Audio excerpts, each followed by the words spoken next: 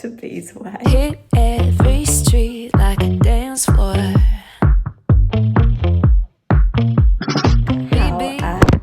We're off to a great start. How are you all? This is going to be a new season of Bees Way for this season of spring. Wow, how crazy. I'm going to be doing a cooking series.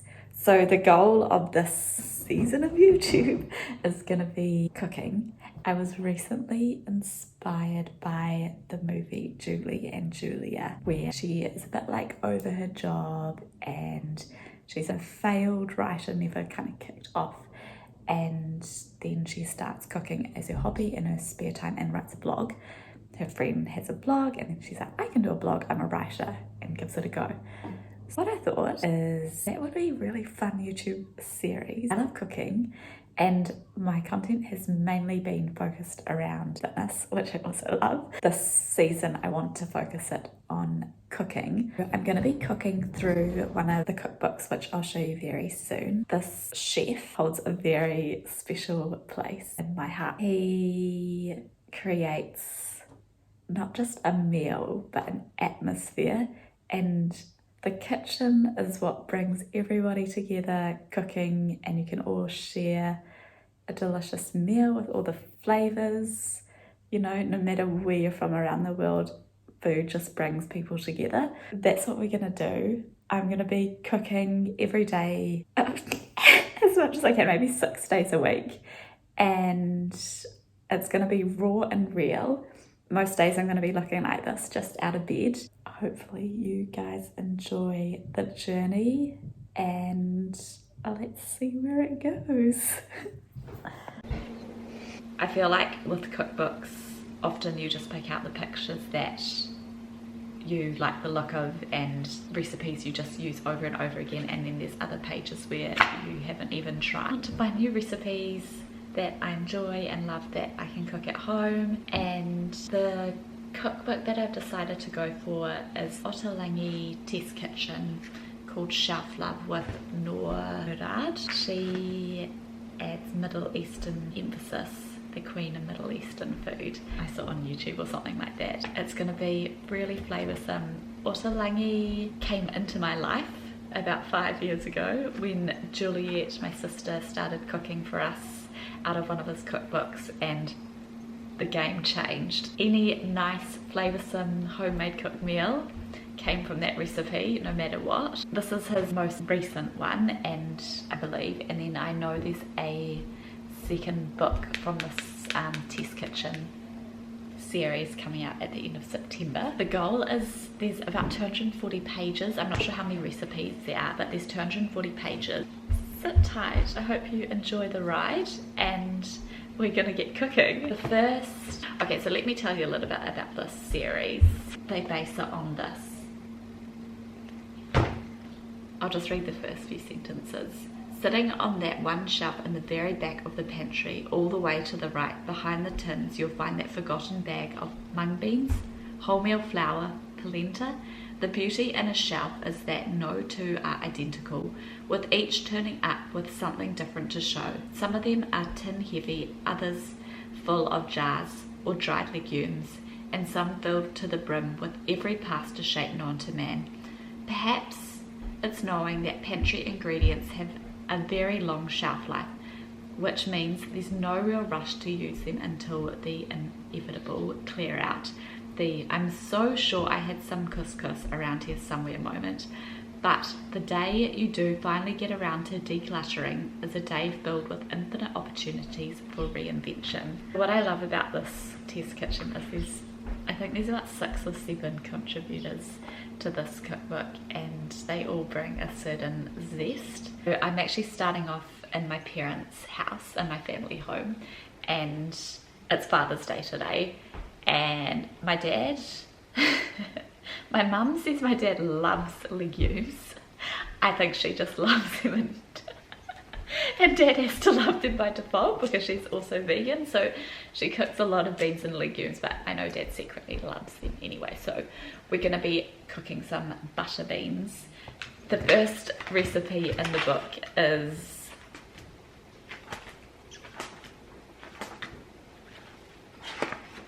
here we go. 1 jar of butter beans with preserved lemon, chili and herb oil. That's what we're going to be cooking today, and I'm really excited. My mouth is already watering. Otalangi loves lemons, and so do I.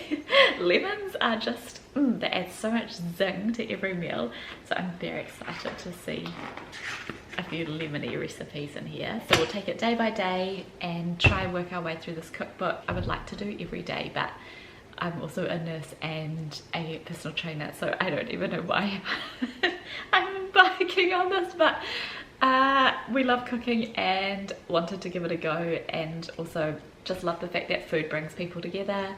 I'm gonna not be spending as much on takeaways, and also creating more of a repertoire for cooking and finding really yummy recipes. So I hope you come aboard this journey, join me on board this cooking ship, and we'll find some new recipes together along the way, along this way. Let's go.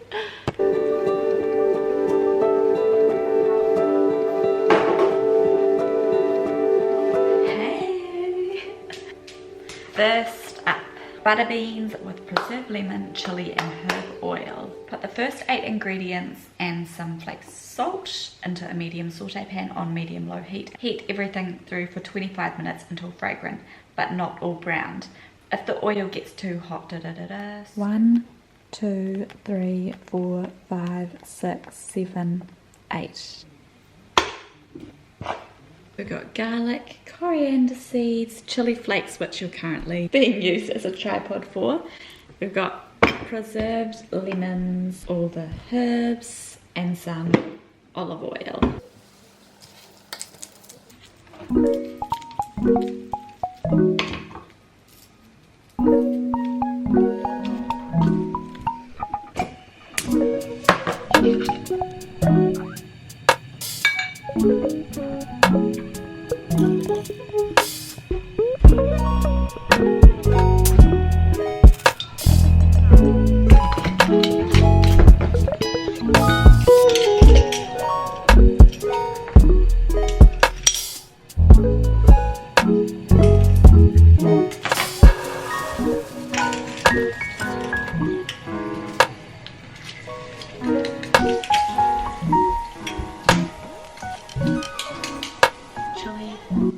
Next up, 1 tablespoon of coriander.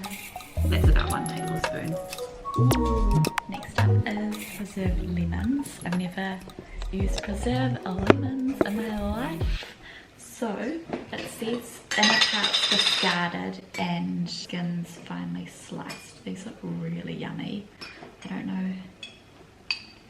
Oh, they smell nice too. There we have 1 preserved lemon. Whoa. Holy, that's good.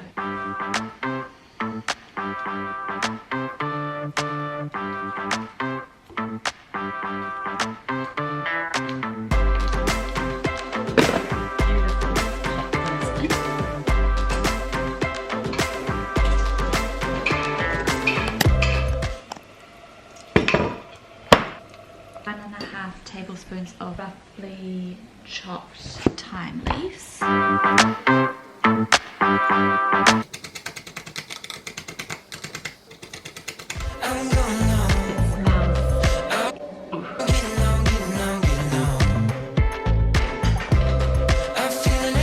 Heat gently for 25 minutes.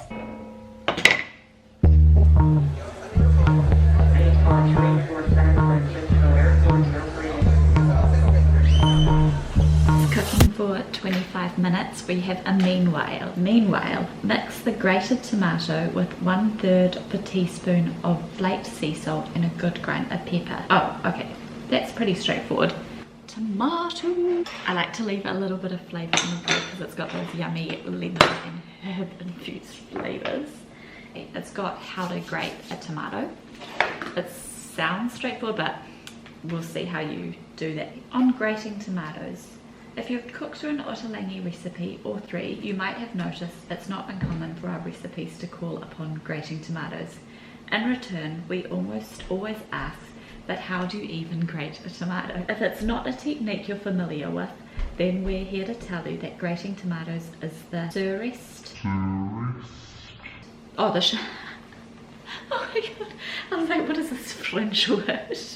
It's surest and fastest way to get all the juicy pulp and seeds sans skin. Okay, there was a French word in there, so we're okay. To grate a tomato, all you need is a box grater, a wide bowl to catch the pulp and juice. You might also need a sieve if you want to drain pulp any juice. Place the grater upright in your bowl and gently push your ripe tomato against the coarser side of the grater until you're left with just skin. Once you've collected all your grated tomato goodness, you can then use it as a dip. Oh, yum. Tomatoes have to be my favourite ingredient in the world. My mouth is already watering so much. Look at, okay, I'll just look at this picture. Doesn't that just look...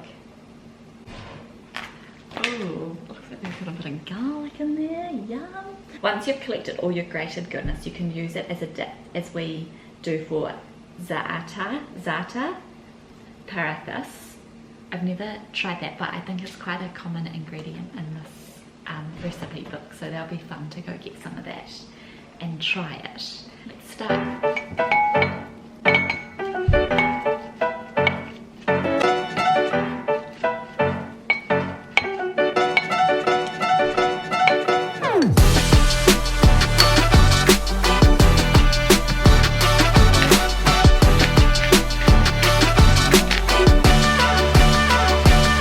Here we have the flavours in its full glory.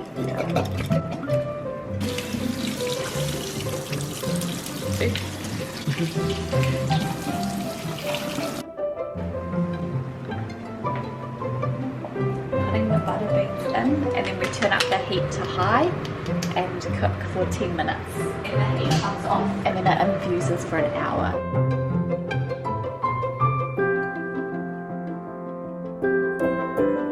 Recipe number 1. Has it got the thyme in it?